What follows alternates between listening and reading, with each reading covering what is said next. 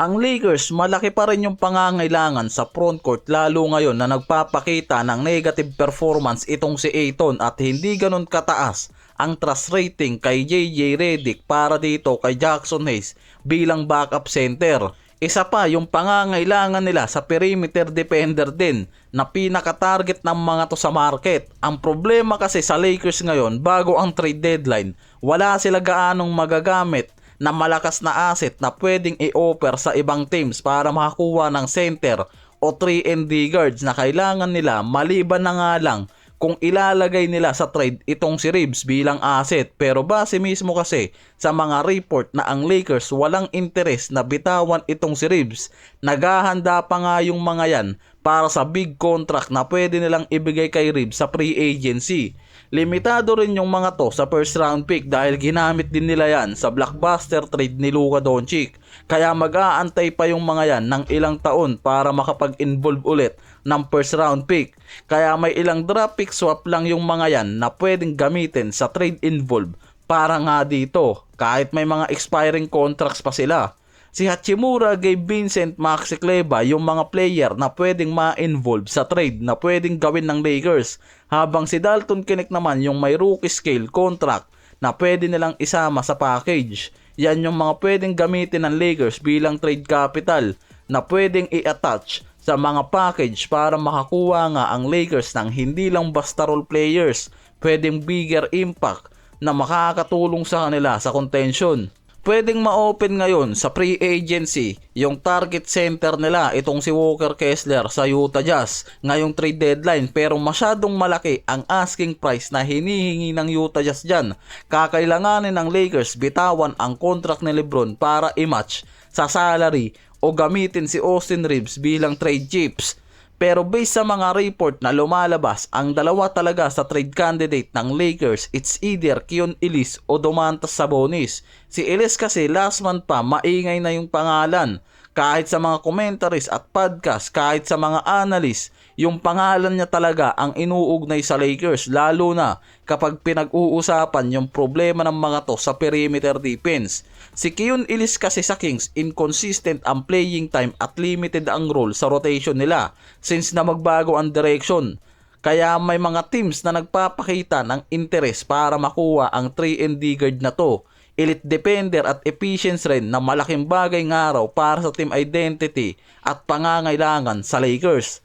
Ang Kings ngayon nasa rebuilding mode at bukas ang mga to sa trade calls, lalo na pagdating sa mga veteran o role player na hindi nila gustong gawing parte ng long-term core, kaya pasok ang pangalan din nitong si Domantas Sabonis sa usapang trade. Si Keon Ellis naman kasi ngayon may mababang contract lang, pumapasok sa 2.4 million, kaya pwedeng masama lang yan sa trade o hindi mahirapan ang Lakers sa pagkuha dyan. Pwede rin gumamit ang Lakers ng trade swap.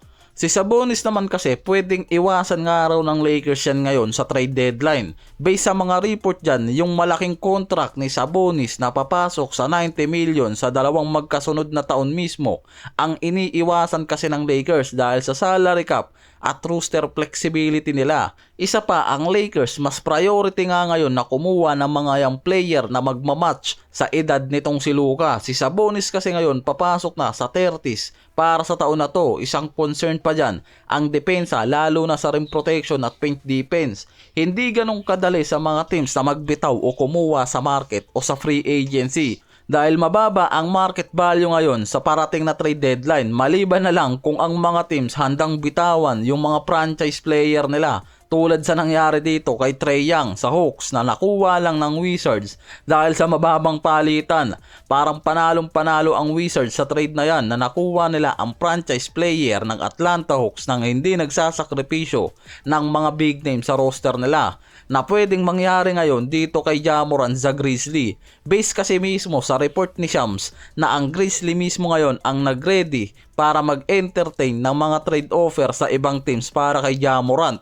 Wala naman direct na inilabas na report na dahilan kung bakit handang-handa na ang Grizzly na bitawan itong si Morant kahit siya mismo ang franchise player at 2 times NBA All-Star. para ngayon pa lang ganun na lang kadali na nagpapakawala yung mga teams ng mga star player nila. Ang nakikita kasi base sa mga commentaries at mga insider report na ang pinakarason bakit bibitawan ng Memphis si Morant dahil hindi na nagiging effective to sa sistema nila at bumabagsak ang averaging at efficiency niyan. Ang Memphis may record na 6 wins, 12 losses, 33 winning percentage sa 18 games na may Ja Morant, samantalang meron silang 10 wins, 9 losses at 52.6% na winning percentage sa 19 games kapag walang Ja Morant sa lineup, na nakikita mismong negative impact to sa roster. Kahit siya ang scoring at playmaker, yung overall impact niya hindi nakikitang nagtatranslate sa winning game nila ngayong season.